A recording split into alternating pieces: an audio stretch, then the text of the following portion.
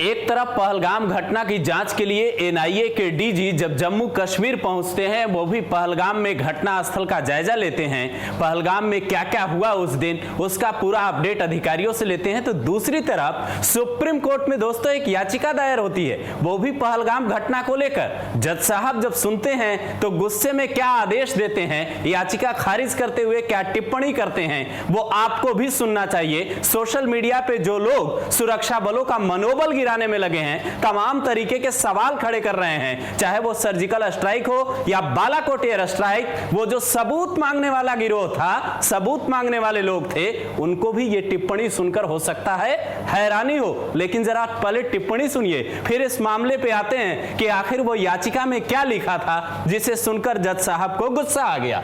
जज साहब जस्टिस सूर्यकांत जो है सुप्रीम कोर्ट के, उनकी बेंच के सामने याचिका गई थी। इनके साथ एक और जज साहब थे। दो जजों की बेंच के सामने याचिका इस बात को लेकर गई कि न्यायिक जांच होनी चाहिए पहलगाम की घटना को लेकर। जज साहब ने कहा, be responsible before filing such PIL. आप इस तरीके का पीआईएल दाखिल करने से पहले रिस्पॉन्सिबल होना होगा आपको। आप जिम्मेदार तो बनिए कम से कम कि आप क्या लेकर आ जा रहे हैं। जनहित याचिका का मतलब ये तो नहीं है कि आप कुछ भी दाखिल करेंगे। You have some duty towards the country. देश के प्रति जिम्मेदारी भी समझनी होगी, आपको अपना कर्तव्य समझना होगा।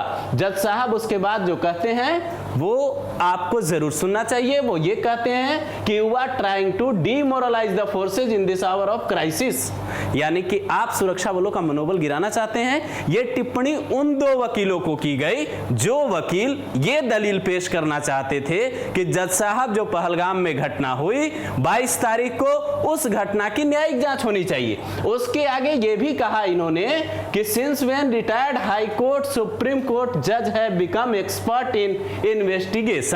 जज साहब ये कह रहे हैं कि हम लोग भाई जांच के एक्सपर्ट कब से हो गए, हम लोग तो आदेश ही दे सकते हैं, चाहे वो सुप्रीम कोर्ट के जज हो, हाई कोर्ट के जज हो। जज तो फैसला सुनाने के लिए होते हैं। अब जरा समझिए कि ये याचिका दाखिल करने वाले लोग आखिर कौन थे। जो पीआईएल फाइल किया गया वो थे कश्मीरी लोकल जुन्नैद मोहम्मद और दो वकील हैं। पहले वकील का नाम है फतेह कुमार साहू और दूसरे वकील हैं बिक्की कुमार। ये लोग गए थे 22 अप्रैल की घटना को लेकर। इन्होंने अपनी याचिका में लिखा कि साहब 26 लोगों की इस घटना में मौत हो गई, इसकी न्यायिक जांच होनी चाहिए। और ये भी इन्होंने मांग की थी अपनी याचिका में कि it's out minimum security standard for tourist sites, यानी कि जो वहां पर्यटक स्थल है उसकी जो है मिनिमम सुरक्षा जो है वो तय होनी चाहिए। पहले ही इस हमले के बाद भारत सरकार की ओर से जो कार्रवाई की जा रही है, जो एक्शन लिए जा रहे हैं, तमाम बैठकें जो दिल्ली में हो रही है, पहले ही कई पर्यटक स्थलों को जम्मू कश्मीर में बंद कर दिया गया है।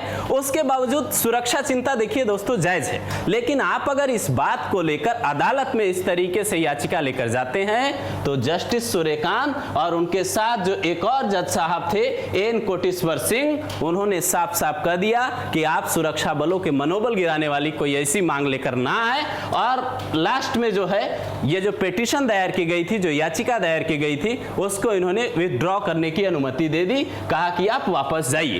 तो आपका इस वीडियो पे क्या ख्याल है, आप अपनी राय कमेंट करके जरूर दीजिए। वो जुन्नैद आखिर किस मंशा के साथ न्यायिक आयोग की मांग करने गए थे और उनके साथ जो दो वकील गए थे, क्या इन लोगों को यह लग रहा था कि कमेटी जांच करेगी, एनआईए जो जांच कर रही है उस पर इनको भरोसा नहीं था, या फिर न्यायिक आयोग की जांच का इनके नजरिए में कोई और मतलब था?